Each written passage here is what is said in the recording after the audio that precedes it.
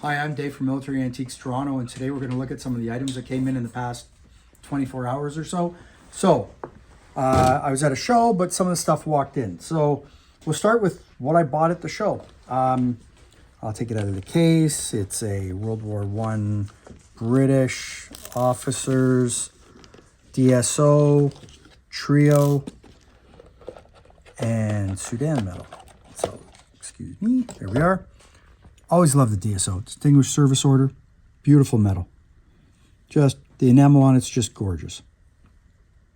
So I bought that, and on the back here, of course, it's named Lieutenant Watson, Royal Army Medical Corps, something different, so I bought it. I don't normally buy Medical Corps per se, but it was different, so whatever. It's got an MID. These should both be named to Watson, which they are. Now, of course, because it's officer, it's not going to say the unit, except on that, when you come to these. And then you get the Sudan medal, not named, which is fine, with the bar. And this gentleman was killed in 1920. So, you know what? I liked it, so I bought it. It's got the bar on the 14-15 star here. It says August, November. You can see, sorry, 14 star, sorry. So you can see the bar on there. That was cool. Wasn't cheap. I liked it, so I bought it. Something different. I'll just put the pins in to make it nice and neat and clean. So there's that. And then this walked in the door. So this is a World War II British RAF Distinguished Flying Medal Group. And normally, you know, they're X amount of money. But in this case, he's a confirmed escaper. So we got the DFM here. There's two types of naming on the rim right there. You can see the name. I have one of these for World War I. This is World War II, regardless of what it says there. Difference is the ribbon, obviously, and the king on the top. So got the Aircrew Europe star with France and Germany bar. Of course, nothing's named here. You could name British medals after the war if you took your medals to Booth's, which is a drugstore, which I don't know if it exists anymore, and they would name them on the rim for you or on the back of the stars. They didn't in this case, which is fine because the DFM's named. Personally, I don't buy medal groups unless there's a named medal in it. If there's something missing, I don't buy it. So this gentleman, who I'll put this over here just for posterity's sake, is a escaper, POW. After he escaped, and escaped multiple times and got away, went back to England, ended up getting doing ops again. I think he was on 57, his 57th op when he was shot down and killed. So I have his whole service record. I have all the ops for everything he did. Here's his name right there. And that's for his DFM, citation 4.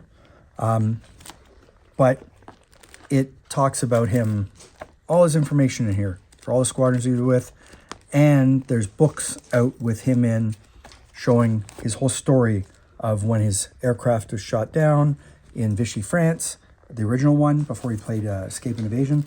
And there's a picture I have in here of his aircraft that was burned because they tried to burn the aircraft when they were shot down. And that's not it. There's his medals.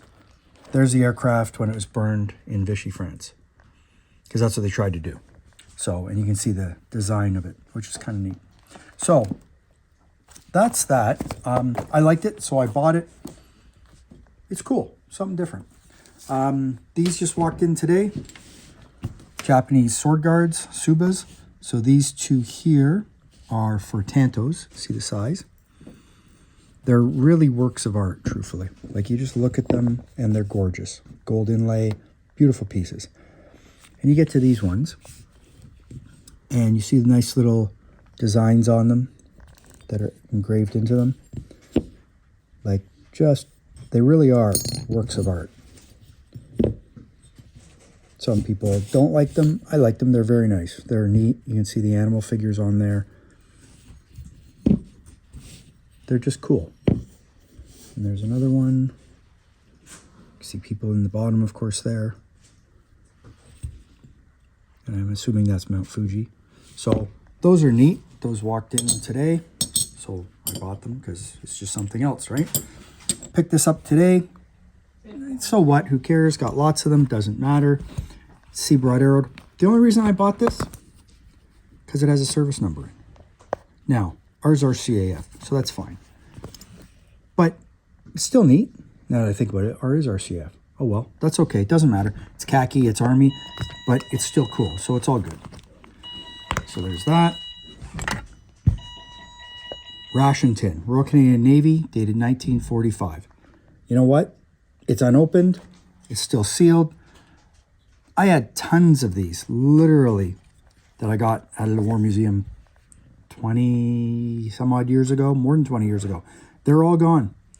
So now they've gone up in price. Sometimes you find a case of them, but you don't normally. So it was something different. So I bought it and I'll sell it. So it's all good. Collins Machete, dated 1942. So it's US, obviously, as you can tell by the fittings. But it's also marked 1942 Collins and US, of course. So that's something that I'll put up on the website when I get to it. Don't normally buy these, but the belt buckle was there. So it's Queen's Own Rifles. It's got the 37 pattern belt without the keepers on the back. Someone's blancoed it. You can see they painted it. You can see where they've done a really good job, but it's not that old, but that's what they did. So that's what, oh no, this one has Velcro in. So they put Velcro in, I guess, to expand in case they were drinking or eating too many rations, but there you go. So that's something. Some Japanese medals. That's for wounded. And we got World War I. And then we got In Between the Wars medals. I just liked it. It's very cute, so I bought it. Interesting how they suspend them on the back. So just something different. So you know what? I'll put that up on the website and off it'll go. But that's cute. I like that. I really like that, the wound badge. I think it's very nice. I need it like a hole in the head, but it's just more stuff. There you go. That's really nice. So there you are for that. Iron Cross first class, second class. So this one, there is a maker right there. You may not see it on there, but if you get a loop on it, you can read the maker. And everybody these days has gone crazy for these to collect all the different makers of these. So, you know what? It's not perfect. It's got some paint missing. You know what? There's nothing wrong with it. It is what it is. And if you collect by the maker, then you got to have it. And unless you want something that's mint, then you have to wait. This, on the other hand, is unusual. I don't normally put any credit into any of this stuff, but in this case, since the story matched right when they walked in with this, I believe the story. So obviously there's a case. Yep, it is what it is. It's not mint. You can see that's what happens. That's fine. What's nice about this is the back. Why? Because there's a name on the back. So you can see that it's been on there forever. Now, the problem with the German stuff is that people put names on medals. Normally, I don't put any credit to it. I have no idea who this person is, meaning the person whose name on the back. But some people will do this. They'll put a name on. And of course, it's a Knight's Cross winner, or it's someone famous or someone rare. Why they bother, I don't know. That sounds like a lot of extra work to me. But you know what? It takes all kinds. So this will get up onto the website. This just walked in the door today from the family. They had no information on it, unfortunately. But I bought it because, hey, it was something neat. And they were selling. Simple as that. Some Japanese medals. These I have to look up all the names for, so I'm not going to even try and pronounce it to you or tell you what they are. They have to be priced and put out. I believe that is a veteran's badge. This one specific, though it did come in the box. So that's cute. Nice little piece. Naval, I guess it's naval infantry because it's got the anchor and cross swords. So that's probably what it is theoretically. There's those. Some others. They're not, some of these aren't really rare. Most Japanese medals are not incredibly rare. Some are very expensive, but in general, they're not. So I'll have to look them up, figure out what they are, and figure out what price to put on. So there's all that. I bought this. I have no clue what it is. It's a slip-on. I'm assuming it's British. I do not know what unit it is. I have no clue, but I have the book. So I'll have to pull out my 2-volume set and take a look at it and try and figure out what it is. I'm surprised the person I bought it from didn't know because he collects cloth, but he's not centered on British. He's centered on Canadian cloth. So, and it's woven. So no idea. It's not as opposed to embroidered. So there's that. I got an email this week from somebody. They contacted me offering me this. I got it. I'd offered them X. They sent it to me. I got it, opened the box, and their picture wasn't very good. And then I went, oh, no, this is much better than I thought it was. So I paid them a lot more just because of principle. So what's really rare about this, there's a Seabrod arrow on it, so it's Canadian, and which is obviously evidenced by the maker in Ottawa. So dated 1916, rifle number 967, 1917, scope number 255, it looks like. So no other markings on the case. It's a very sturdy case, but it's cool.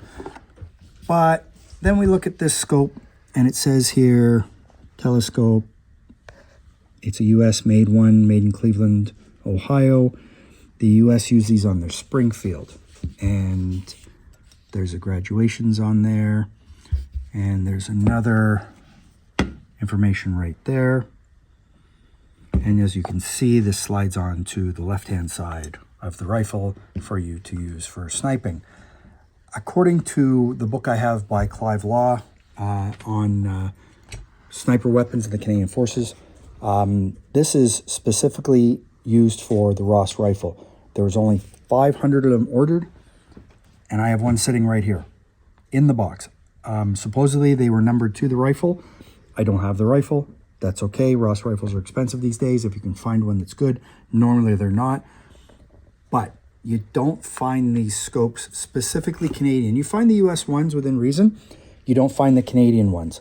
And they're not around. This is the first one I've honestly had. I didn't even know that it was what it was until I looked in a book and paid the people more money than I'd offer them because it is so much better than I thought. So that is a very cool item. Not something you get every day. It's for the specialty collector, obviously, who collects sniper rifles, which are few and far between, meaning the sniper rifles are, specifically Ross rifle. So, hey, but you know what? Try and find one. That's very cool. And then, it goes back in the case to protect it. As I jam it in, no, there it goes the other way. There you go. And then last but not least, I bought this back. This was mine. I bought this when I was at a show on the East Coast. I sold it to an employee, and my employee, I guess, didn't like the fact that he owed me so much money. So he eventually, like everyone seems to do with their library cards, they returned it for something else and paid me off. So what's neat about this is that it's named. Now, when I own this, I looked up the name, which goes with the medal ribbon. So I'm sure, and he's in the book, he's 10th Canadian Railway Troops. He's a lieutenant. Yeah, it's got a moth too, and he's got a wound stripe. Canada Militia buttons. As we open it up to see the inside, there was trousers. The trousers got left aside. The trousers I have also, the riding breeches actually, are named to the same guy. And it even says 10th Canadian Railway Troops. So that's neat because it's CRT. You don't find Canadian Railway Troop stuff. What's neater about this, and I didn't realize this till after I purchased this from the dealer who's now deceased, is that I looked in the pocket. Because we always look in the pocket because you never know what's in the pocket. Sure enough, guess what's in the pocket? Something you don't find. 10th CRT patches. You don't find Canadian Railway Troop patches. Very, very, very rare on their own. Very rare. You don't find them at all. You can see where they were. Well, you may not see them on the camera, but there's a shadow there where they were. Unreal. They're very rare.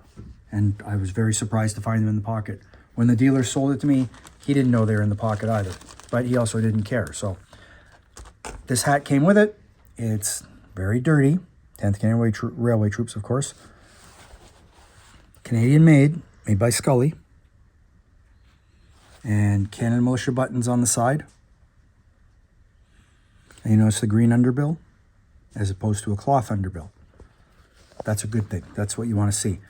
That's very dirty though. You know what? It is what it is. I'm not going to touch it, but it could use a good cleaning. So that's what I have for the past day or two. Yeah, not even that, the past day or two. Yeah, it's been a bit crazy in here. Follow me on Instagram, check out my YouTube, check out Facebook, check the website because we got to start photoing this and get it listed. Thanks for looking. Hope you have a good day. Take care. Bye.